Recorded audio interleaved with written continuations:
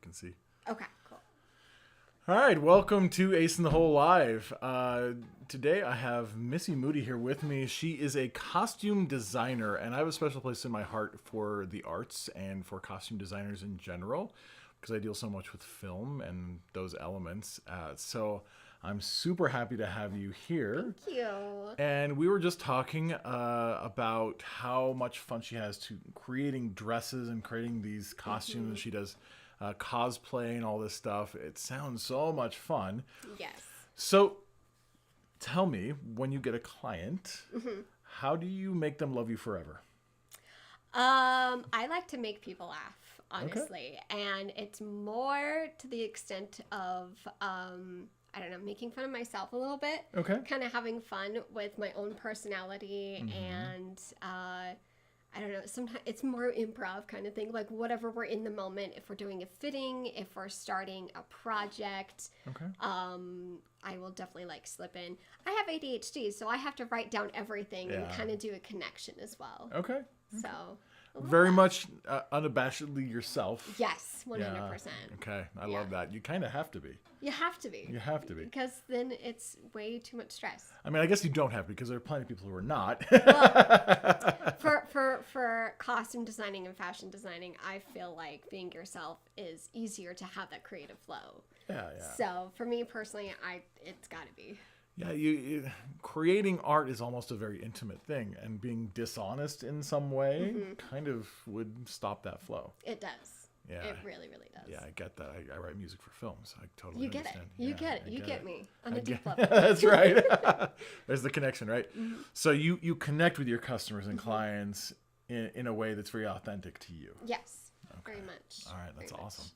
awesome. And how do you do this? So with like your dresses and your costumes and things, like how do you make them feel like they will always come back to you? I like to put a personal touch on it. Personally, I like to understand them. I like to hear their story. That's another big thing, is why they want this costume or this project. If I'm building something from scratch, what's the story behind it? Where are we wearing it? How long do we want to wear it for? And usually people just kind of go into their stories and give me something to grab onto. And then, like, you know, if somebody says, oh, this is for my sister's wedding, I'm like her bestie and all of that, I'll kind of try to get some details and maybe make something on the side to kind of have like this is my bestie, like the best friend heart kind of thing. Okay. Just little touches like that. Okay. And glitter. So little things that kind of say, I see you. Yes. Yeah. Oh, for that's sure. that's beautiful. I love that. And that creates more connection, right? It does. Yeah. It does. Okay. That's awesome. So tell me more about your business and why you created it in the first place. So when I was younger, I inherited my grandmother's sewing machine and sewing things. When I was like 12, I started sewing, and I'd always had a business in mind my entire life. And then when I met my husband, he's an amazing military man in the National Guard, and he was like, you know, I can take care of us if you want to try this out. And I'm like, sure. So why not? And I quit 2 weeks later of my regular job, and it's been freeing in so many different ways. It's helped me figure out my own creative flows, which has been amazing. I really wanted to do this to kind of not just connect to people, but kind of also make everybody feel good about themselves too. Okay. Yeah. I think it's very, very important that what we wear gives us a really good confidence boost. Yeah, I love that. I love that. And how you feel about yourself is directly related to how you look at yourself, I guess. Okay. That's awesome. So tell me about some of the challenges you have, maybe even some ways that we can help you. Like business-wise? Business-wise? Business-wise. Definitely marketing. Okay. I'm going to be honest. It's marketing and kind of figuring out a direction. Getting the word out a little bit. I love my cosplay community. They took care of me very well before COVID. And then, of course, COVID crashed everything. So what are you doing now for marketing? Now, just my websites. Okay. I think I got pretty burnt out after COVID and trying to make things work too hard. And so I think I dropped the ball with marketing, if I'm honest. So like doing ads, posting on social media, doing any of that, it's been really, really, really difficult to get back into. But I haven't done anything major with it yet. Okay. So. Okay. Fair enough. Do you have a YouTube channel? You do mostly on Facebook? What? Facebook, Instagram, and TikTok. Okay. Those are the 3 that you can find my content. They are, I have like a different theme each day when I can try to post. Like Mondays, I do Moods Monday to kind of go along with the name, and it can be like a question about do you like pink aurora or blue aurora to kind of get the theme for the week, or like sharing like this week I shared, making a cosplay. There's difficult parts and we all dramatically throw ourselves onto the couch and cry because we find these little details we can't do yet. And that's just one thing, or work in progress Wednesday, where I show like different things that I've done. That's great. Yeah, behind the sines kind of work. Okay. Do you ever do any how-to or any like progress? Like mini ones. Okay. Thimble Thursdays. Having all of the hats in the business is really, really hard to get everything put together. Totally get it. Yeah, it's either that or sacrifice home life, and I did that for a year, and I did not like that. Yeah, that's not fun. It's tough. So Thimble Thursday, I'll show like little tips and tricks with sewing machines. The thousands of different little feet that you can use and what they're used for. So little things like that. I've tried to take requests. That doesn't really happen much. It was just like, give us whatever you want at that point. Other than that, it's just like little things here and there. Okay. YouTube could be an option. I'm not against YouTube. Well, YouTube is good in your genre if you're creating long form content and then cutting it down for the other stuff. So I actually have an online program, and I coach a lot of people to do YouTube channels for their businesses specifically. What typically we do at the very beginning is we go and we find 10 channels that are similar to the one that you want to have. And we find 10 of their top viewed videos over the last 2 years, because it has to be relevant. And we look at the thumbnails, the titles, and the hook. Okay. And if you can figure out what is making them popular, so the thumbnail and the title are always the thing. It's like the poster of the video, right? That's what makes people click. Now, what makes them continue to watch is the hook and the content. But the most important thing, period, is the thumbnail and the title, so that they'll actually start to watch. Right. It's getting them to start to watch that's important, right? Right. So if you were a client and you were in the program, I would say, let's get a spreadsheet, find 10 channels that are similar to the channel. Now, they don't have to be exactly the same thing as what you want to create. Yeah.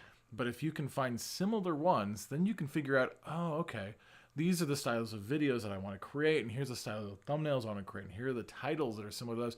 And if you can make your content similar to those channels, there's 2 different ways to rank high in YouTube.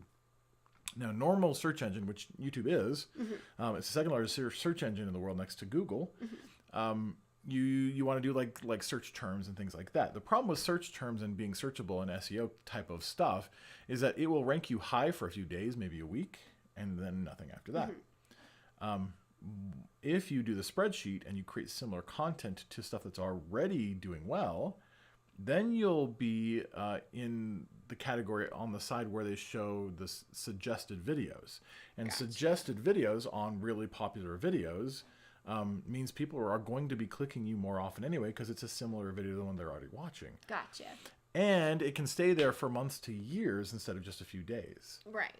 So it's a lot easier way to grow a channel. So YouTube is still very, very prevalent. Oh, yeah. Because sometimes I wondered with TikToks and Reels and all of that, I wondered if it was starting to push YouTube. But if it's still pretty... No, and in fact, I've done a lot of videos today on YouTube. They have shorts, and those shorts are similar to those other styles. They also have a tab in there called Community, which is similar to Facebook. So they're taking the best of all the different platforms and putting them on YouTube. Awesome. And it's still the second largest search engine in the world by a long shot. Awesome. Okay. And there's a massive opportunity because not a lot of people are looking at YouTube, even though there are massive amounts of people on there. Right. So it's actually a really good opportunity right now to start doing YouTube, especially for businesses. Yeah. It's a really good opportunity. So yeah, if I were to suggest anything that would create more lead flow for you, people who want your stuff, it would be to start making long form content on YouTube and then just cutting it up for the other platforms. Yeah. Okay, that sounds great. Yeah. I really didn't think YouTube was still kind of a thing. Absolutely. As far as, and it doesn't really cost money. It's just, you just make your channel and. Yeah. Awesome. That's Super a simple. really good marketing source. Yeah. Oh, it's a great marketing source. Well, I'm definitely missing out. So I will do that. I had a podcast earlier today on Grow Your Channel. It's the program that we have with Shane Myler, who is the founder, the dad of Ninja Kids. And they have 20 million subscribers on Ninja Kids. Oh. And they're still growing. And they have 20 million subscribers. Like, there's a ton of people out there watching YouTube. My kids exclusively watch YouTube. Like the upcoming, like they don't really watch TikTok. They watch YouTube. Okay. Because that's where they get all their cool ideas. Yeah. Yeah. Yeah. Okay. Yeah. Wow. That's awesome. So, especially for the arts, I would highly suggest YouTube. I started my channel a decade ago, and I stopped running it for a long time, for years, and I still get checks from it. So it's like planting seeds. Yeah. You can make money on AdSense for the ads that show up, but you can also create a funnel, and you can create leads for yourself. There was a thing I don't know, 5 or 6 years ago called Kidpocalypse, where YouTube was under the microscope by the media, and they're like, oh, you're advertising bad things to kids. And so YouTube overreacted in a really major way and demonetized a bunch of my friends' channels, and they lost millions of dollars. It was a really hard time for them because they just overreacted. They took anything out that had any sort of violence, and like, even if it's a brother punching a brother in the shoulder, like, they just demonetized it. It was gone. Yeah. If it was like a tooth pulling video, it was gone because there's blood involved. And, so they went crazy. Yeah. So it was a really bad time for them. But really, you have to teach people to own their platform. YouTube, you don't own YouTube. So how do you get people into a funnel and create leads that you then own? Right. Get their name and their email address and their phone number. So now you can actually market to them and you own their information. That's what you need to be doing. Okay. You need to start creating those kind of funnels. And you, especially in the cosplay world, I know how passionate people are about that. Very, very passionate. Very passionate. We take it seriously and not at the same time. Yeah. When it's the build, we are super serious. When we're wearing it, we're in character. We don't care. Yes, 100%. So, all right. Well, I mean, that's all the time today. I really appreciate you being here and sharing your business and your story with us. And is there anything that people at home can do to kind of help you with your company? Yeah, go to my website, check out my stuff. It's madamoodies.com. My social is Madam Moody Costume Designs on Facebook and what's the other one? Instagram. Spacey today, and then TikTok, Madam Moody Designs as well.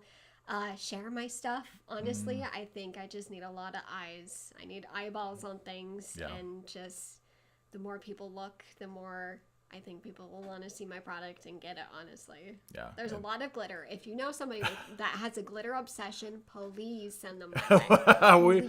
We all need more glitter in the world. Yes. Yes. All right, Missy, thank you so much for joining me today. Thanks for watching, guys, and go out and scale your businesses. Have an amazing day.